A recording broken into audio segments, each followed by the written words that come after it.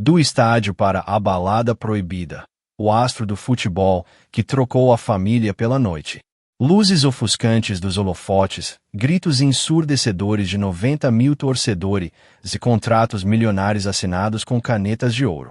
Ricardo Almeida, o camisa 10 que levou o Brasil ao topo em 2 Copas do Mundo consecutivas, parecia ter conquistado tudo o que um homem poderia desejar. Aos 32 anos, acumulava uma fortuna estimada em 145 milhões de euros, uma mansão à beira-mar avaliada em 22 milhões de reais e uma coleção de carros esportivos que faria qualquer magnata corar de inveja. Em casa, sua esposa Mariana, ex-modelo internacional de renome que abandonou a carreira para apoiá-lo, o esperava com os 3 filhos, Miguel, de 8 anos, já despontando nas categorias de base, Sofia, de 5, com o mesmo sorriso que derretia corações em propagandas de produtos infantis, e o pequeno Theo, de apenas 2 anos, que ainda não compreendia a magnitude do sobrenome que carregava. A imagem era perfeita. O garoto pobre da periferia que venceu na vida, o marido dedicado, o pai exemplar, o símbolo de superação estampado em campanhas publicitárias de bancos e seguradoras.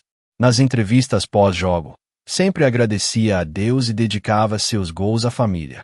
Os patrocinadores faziam fila. As crianças o idolatravam. Mas quando o sol se punha e as luzes dos estádios se apagavam, uma metamorfose perturbadora acontecia. O sorriso tímido dava lugar a um olhar faminto. O celular, sempre silencioso durante o dia, vibrava incessantemente com mensagens criptografadas.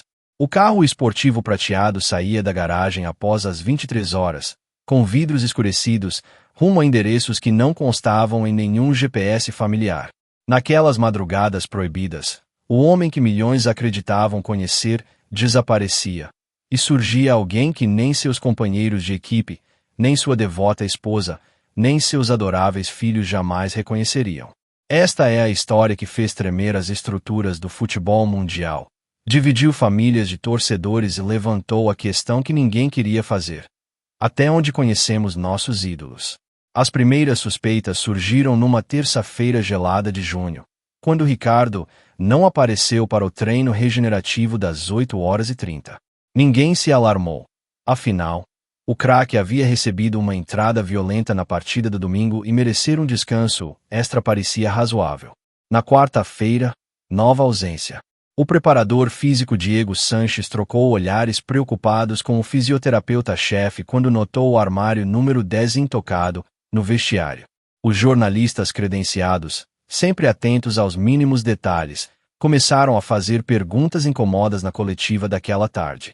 Carlos Mendonça, o técnico veterano com 3 décadas de futebol nas costas, ensaiou uma explicação ensaboada sobre pequena distensão no adutor direito, a mesma desculpa usada no mês anterior. Na quinta-feira, quando o elenco treinava jogadas ensaiadas para o clássico do fim de semana, o empresário de Ricardo enviou uma mensagem críptica sobre questões pessoais inadiáveis.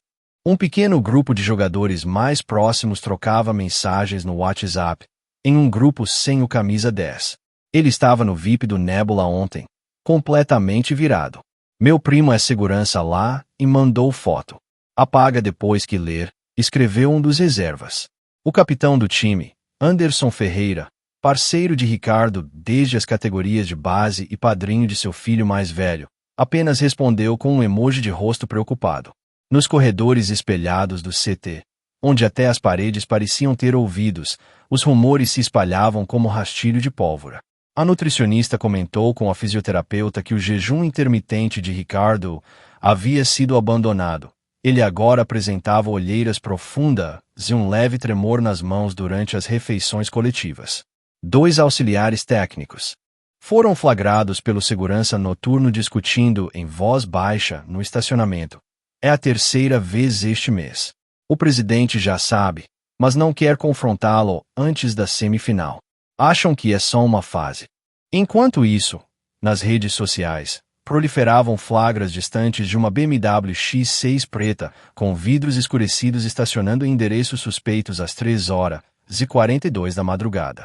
Na sexta-feira, quando finalmente reapareceu, Ricardo entrou mancando sutilmente pelo portão lateral, evitando o acesso principal onde jornalistas costumavam montar guarda.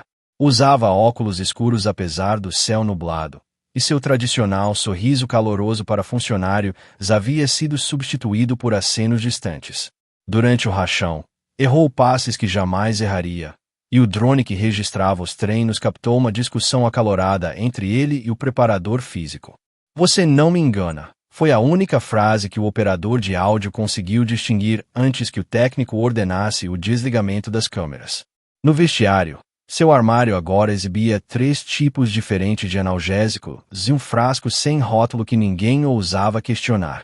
Em casa, na mansão de 1.500 metros quadrados no condomínio mais exclusivo da capital, Mariana Almeida vivia seu próprio inferno silencioso. Aos 34 anos, a ex-modelo que havia estampado capas da Vogue em 3 continentes observava, com olhos treinados para perceber imperfeições, cada micromudança no comportamento do marido. Enquanto preparava o café da manhã para as crianças, sempre orgânica, sempre caseira, sempre perfeita como exigia sua imagem pública, ela repassava mentalmente as evidências que vinha coletando há exatos 74 dias. O iPhone 15 Pro Max de Ricardo, antes frequentemente esquecido sobre o balcão de mármore Carrara da cozinha, agora permanecia perpetuamente no modo silencioso e nunca saía do bolso. Quando ela entrava em um cômodo, a tela era imediatamente virada para baixo com um movimento que parecia ensaiado. Na terça-feira anterior, durante o jantar com os filhos, ela contará 17 vezes em que ele verificara discretamente as notificações sob a mesa, achando que ninguém percebia. O Face ID havia sido substituído por uma senha de 6 dígitos que mudava semanalmente. E naquela manhã específica, Mariana notara que ele criará um segundo perfil no Instagram que seguia apenas 8 contas, todas privadas, todas com nomes que soavam como codinomes. As chegadas tardias haviam se tornado a nova normalidade. Não eram mais as 22h30 após jogos fora de casa, com o cheiro familiar de grama e suor esportivo.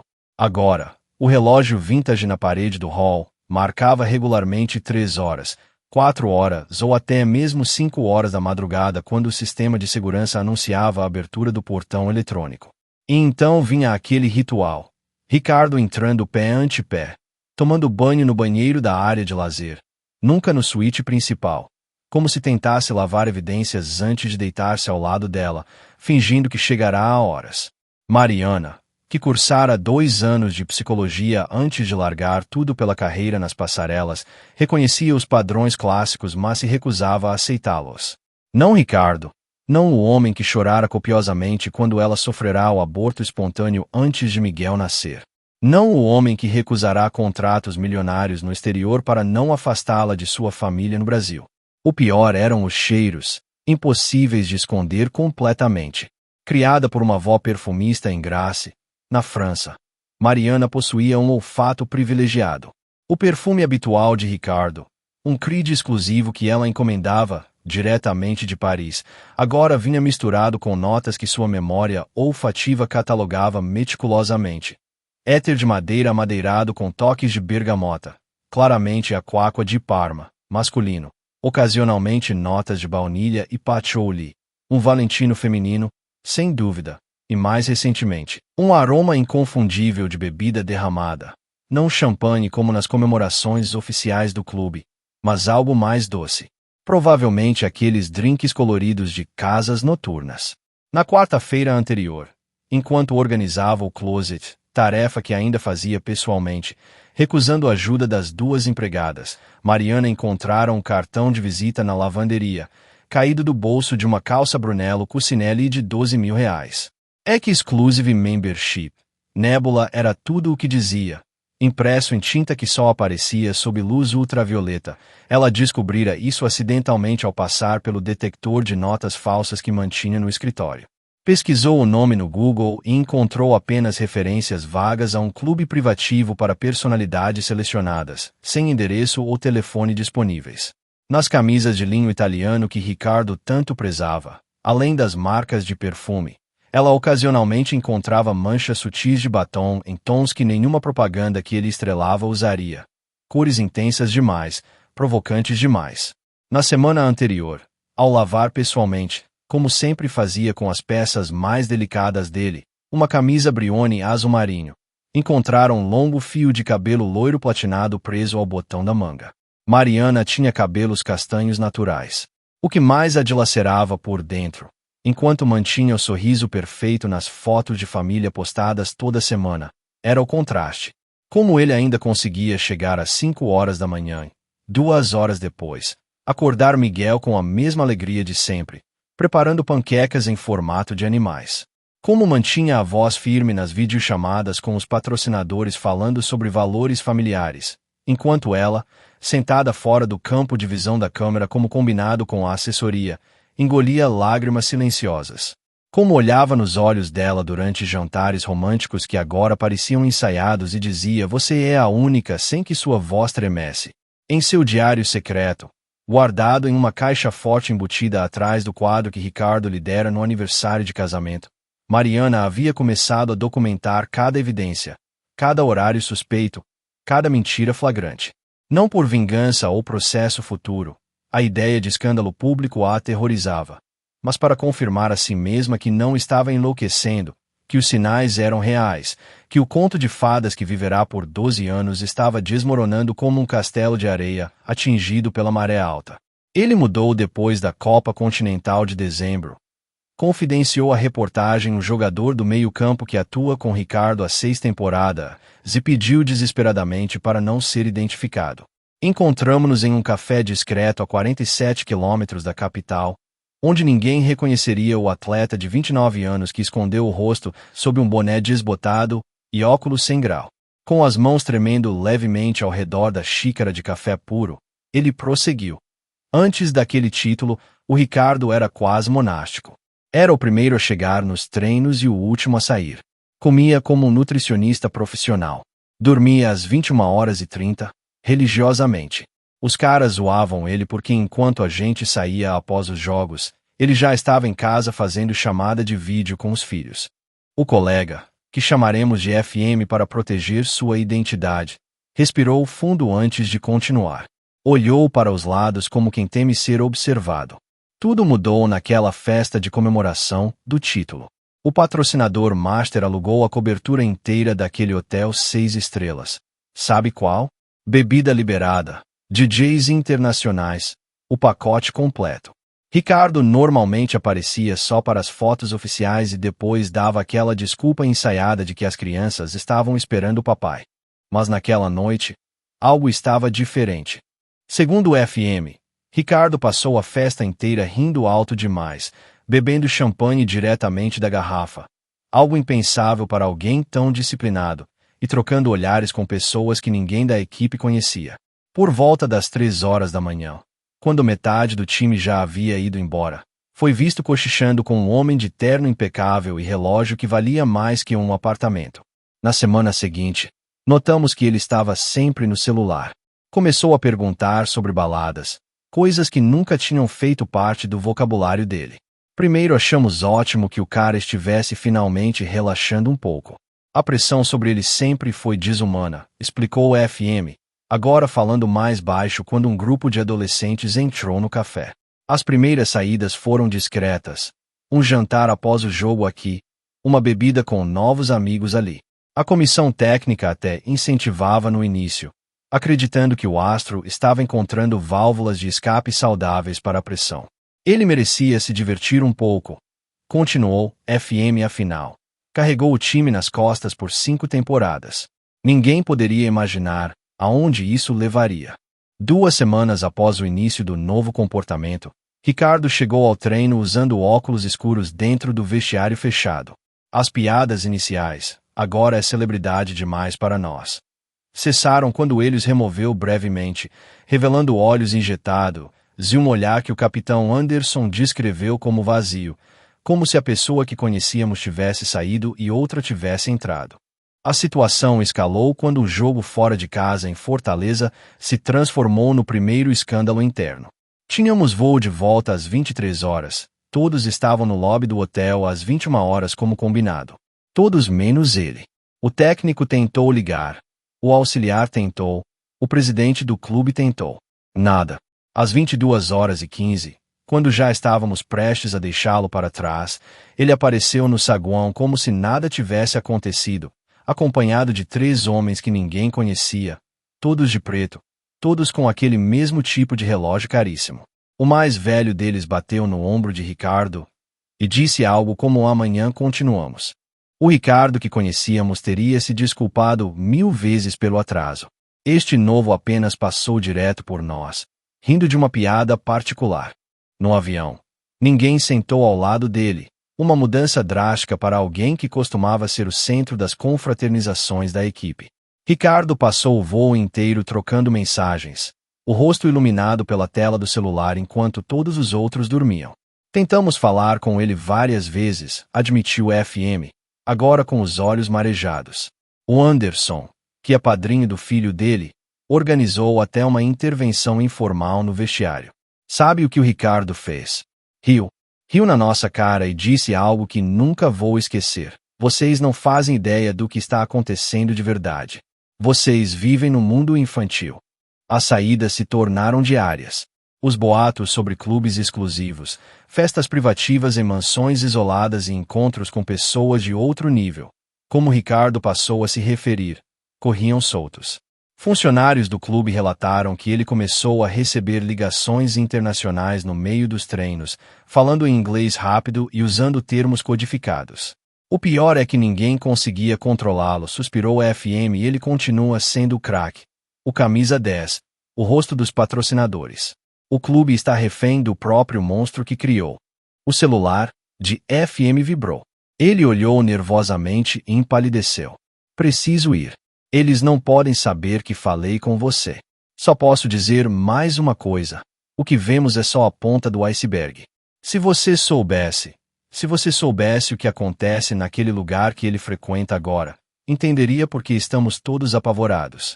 Não é só sexo ou drogas como todo mundo especula. É algo muito, muito pior. O jogador deixou R$ 200 para um café de 12 e partiu apressadamente sem olhar para trás, deixando no ar a pergunta que assombra torcedores e patrocinadores. Quem é, afinal, o verdadeiro Ricardo Almeida? As redes sociais logo captaram os primeiros sinais, transformando sussurros em gritos digitais. A primeira imagem surgiu num story apagado 15 minutos depois de publicado, tempo suficiente para os 732 fãs-páginas dedicados a Ricardo salvarem, ampliarem e dissecarem cada pixel. A foto mostrava apenas seu reflexo parcial num espelho de banheiro de mármore negro, reconhecível pela tatuagem distintiva no pulso esquerdo, as iniciais dos filhos em código Morse. O local foi rapidamente identificado como o banheiro da área VIP do Nebula, clube clandestino que não aparece em nenhum mapa oficial da cidade e onde, segundo rumores, a entrada custa o equivalente ao salário anual de um professor. 3 dias depois, um TikTok de 7 segundos publicado por uma influencer russa mostrava, no fundo de uma mesa repleta de garrafas de cristal iluminadas por baixo, Ricardo sussurrando algo no ouvido de um homem mais velho, de cabelos grisalhos e terno impecável, identificado por investigadores amadores do Twitter como Nikolai Vizikov, empresário com conexões obscuras em 3 continentes e persona non grata em 2 países europeus. A hashtag #QMNikolai chegou aos trending topics em questão de horas. A página Spotin Celebs SP no Instagram, administrada por anônimos que monitoravam celebridades na capital paulista, publicou no início de março uma sequência de 4 fotos borradas mostrando Ricardo descendo de uma Range Rover blindada com vidros escurecidos na entrada de uma mansão neoclássica no Jardim Europa. O detalhe que chamou a atenção: o relógio em seu pulso, um Richard Mille edição limitada de 4,7 milhões de reais que nunca havia sido visto antes. A legenda provocativa: novo patrocinador ou novo amigo, gerou mais de 17 mil comentários em 3 horas. As fotos se multiplicaram numa progressão assustadora. No Reddit, um subfórum dedicado a VIPs brasileiros em flagrantes compilou uma timeline visual que contrastava o antes e depois de Ricardo. Em janeiro, Ricardo sorria em eventos oficiais do clube, olhos claros e postura ereta. Em fevereiro, o mesmo sorriso, mas olhos ligeiramente desfocados em festas beneficentes. Em março, um novo sorriso surgiu.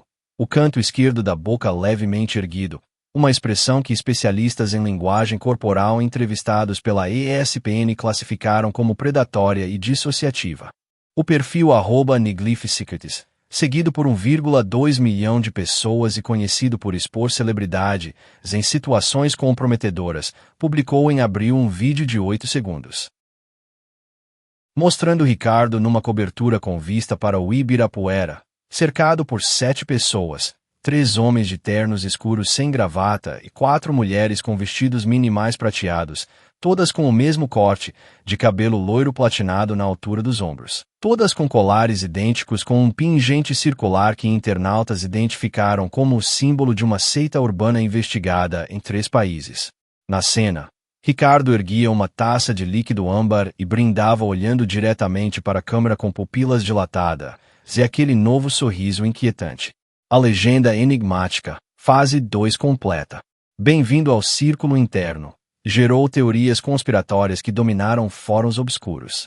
No aplicativo privado BReal, que captura imagens simultâneas com as câmeras frontal e traseira sem aviso prévio, um conhecido DJ internacional postou acidentalmente uma foto onde se via Ricardo ao fundo de uma sala escura decorada com símbolos geométricos nas paredes, conversando intensamente com uma mulher de aproximadamente 50 anos. Cabelos grisalhos curtos e tailleur branco impecável. Identificada posteriormente como Helena Vertov, ex-psicóloga banida do Conselho Profissional por experimentos não autorizados com estados alterados de consciência. A foto foi deletada em segundos, mas não antes de ser capturada por monitores incansáveis. Perfis de fofoca do WhatsApp disseminaram prints de uma conversa supostamente vazada entre Ricardo e um contato salvo apenas como N, onde ele escrevia: "Estou pronto para o próximo nível. Nunca me senti tão vivo." A resposta era arrepiante: "Lembre-se do juramento." Depois disso, não há volta. O contraste com as redes sociais oficiais de Ricardo tornava tudo ainda mais perturbador. Enquanto as imagens não autorizadas se multiplicavam, seu Instagram verificado seguia publicando fotos claramente produzidas por sua equipe. Ricardo em projetos sociais, Ricardo lendo para os filhos, Ricardo em campanhas publicitárias de bancos e seguradoras, sempre com legendas motivacionais sobre família e valores. A dissonância cognitiva era tão gritante que fãs começaram a questionar se as contas eram administradas por pessoas diferentes. A moderação descontrolada ocorreu quando o @Partinterbre, conta anônima especializada em flagrantes de celebridades, publicou uma sequência de 12 fotos tiradas no porão de uma antiga mansão no Morumbi. As imagens mostravam Ricardo no centro de uma roda formada por 15 pessoas de idades variadas, todas vestidas com uma curiosa combinação de roupas casuais caríssimas e adereços rituais, colares idênticos, anéis no dedo indicador direito e um pequeno símbolo pintado na têmpora. Ricardo, de costas em algumas imagens e de perfil em outras, parecia liderar algum tipo de cerimônia. Seu rosto, parcialmente iluminado por velas estrategicamente posicionadas, exibia aquele sorriso, agora ainda mais pronunciado, quase antinatural, que misturava adrenalina, perigo e algo mais sinistro que os psicólogos esportivos consultados se recusaram a nomear. As fotos geraram 642 reportagens em veículos nacionais e internacionais em 48 horas. 3 patrocinadores suspenderam campanhas até esclarecimento dos fatos. Torcedores dividiram-se entre teorias cada vez mais elaboradas, desde envolvimento com apostas ilegais até seitas secretas.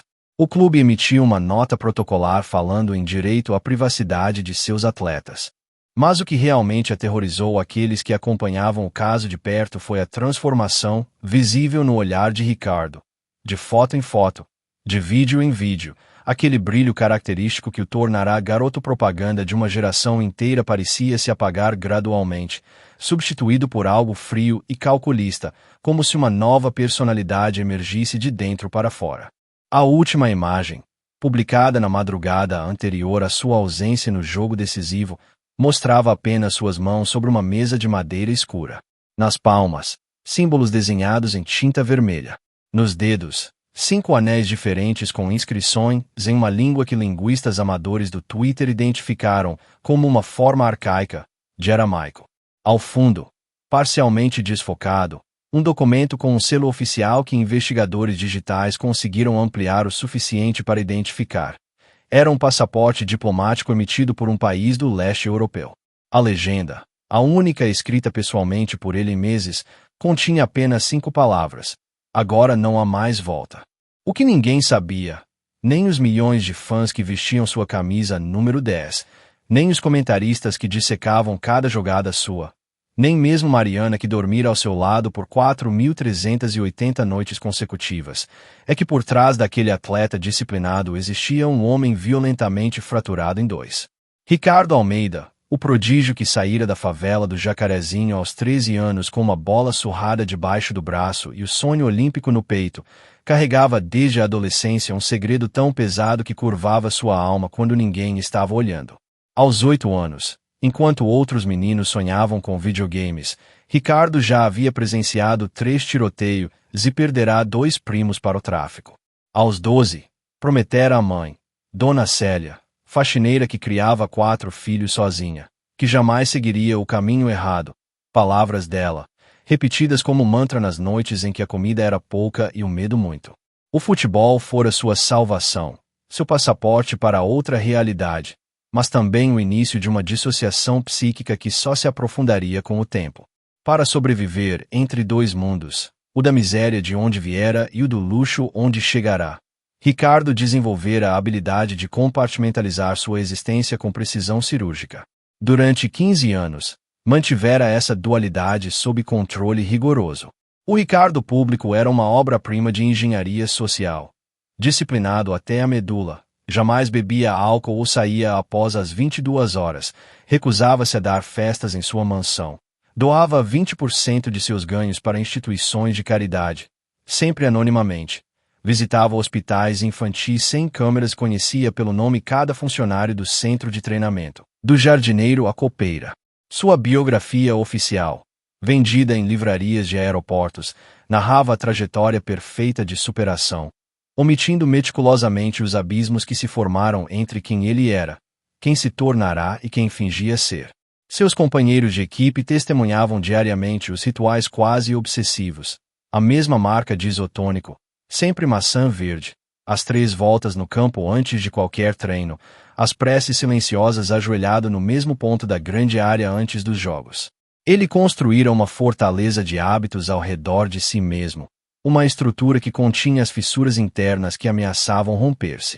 Dr. Eduardo Mendes, psicólogo esportivo que trabalhará com Ricardo entre 2016 e 2020, posteriormente revelou em um artigo acadêmico, publicado sem usar nomes, que identificara nele uma extraordinária capacidade de dissociação funcional, onde o sujeito separa completamente suas facetas identitárias, permitindo um desempenho excepcional em determinadas áreas, enquanto compartimenta conflitos psíquicos severos. Em termos leigos, Ricardo era um mestre em fingir, não por desonestidade, mas por sobrevivência psíquica. O que nem mesmo o Dr. Mendes percebera era que cada conquista profissional, paradoxalmente, agravava a condição. A cada gol marcado, e foram 278 em competições oficiais, o abismo dentro dele parecia aumentar. Quando a bola tocava a rede e 90.000 pessoas gritavam seu nome em êxtase coletivo, algo estranho acontecia dentro da mente de Ricardo. Um momento microscópico de despersonalização, onde ele se via de fora, como se observasse um estranho usando seu corpo, vivendo sua vida, colhendo aplausos que não mereceria se conhecessem a verdade.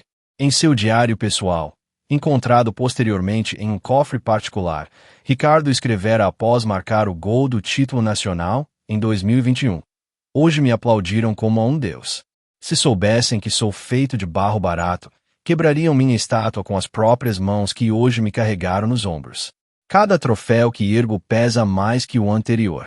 Mariana dormiu radiante hoje, sussurrando entre sonhos que sou seu herói. Seus olhos brilham com uma fé que não mereço. Miguel agora tenta copiar minha comemoração no quintal. Temo pelo dia em que ele descobrir que réplica os gestos de um homem oco. O abismo se alargava também em momentos íntimos. Quando Mariana o abraçava após uma vitória importante, e dizia: tenho tanto orgulho de você, Ricardo sentia uma dor física no peito, não a emoção esperada, mas uma contração muscular real, sintoma psicossomático que 3 médicos diferentes diagnosticaram erroneamente como refluxo ou princípio de arritmia. Como poderia explicar que cada elogio era uma faca girando em sua consciência? Os companheiros de equipe notavam pequenos lapsos, momentos em que Ricardo parecia desligar durante comemorações, seu olhar vagando para algum ponto invisível além do estádio. O capitão Anderson certa vez perguntou, no vestiário após uma goleada histórica: "Onde você estava, cara?" Marcou 3 gols e parecia estar pensando na lista do supermercado. Ricardo forçara uma risada e responderá com uma piada sobre concentração. A verdade, que jamais compartilharia, era que durante aqueles 90 minutos mágicos, enquanto seu corpo executava movimentos perfeitos, sua mente navegava em um oceano de fragmentos de memória. O cheiro da favela após a chuva, o rosto de sua mãe desfigurado pelo cansaço, os amigos de infância mortos ou presos, tudo misturado com reflexões existenciais sobre mérito, sorte e autenticidade. A pressão triplicara quando, 2 anos antes, assumirá a braçadeira de capitão da seleção brasileira. Durante a Copa do Mundo no Catar, enquanto liderava o Scratch Canarinho às semifinais, Ricardo passará as noites em claro em seu quarto de hotel, relendo obsessivamente cartas de crianças de sua antiga comunidade que o idolatravam. "Me ajuda a sair daqui como você saiu, Rick", escrevera um menino de 9 anos, em letra trêmula num papel de caderno. Ricardo chorara por horas segurando aquele pedaço de papel, sabendo que para cada criança que salvava com seus projetos sociais, centenas permaneciam presas naquela realidade que ele abandonara. Sua mente científica e metódica, Ricardo cursara secretamente 2 anos de física à distância, outro fato omitido de sua biografia oficial, quantificava matematicamente seu próprio abismo. A cada R$1 milhão que ganhava, seu sentimento de impostor crescia em proporção geométrica, não aritmética. A culpa se multiplicava, não apenas se somava. Quando seu último contrato de patrocínio com uma marca esportiva foi anunciado, R$45 milhões por 2 anos, Ricardo calculara mentalmente: "Agora devo ao universo uma dívida impagável. Mereço menos que o valor de mercado do meu pé esquerdo."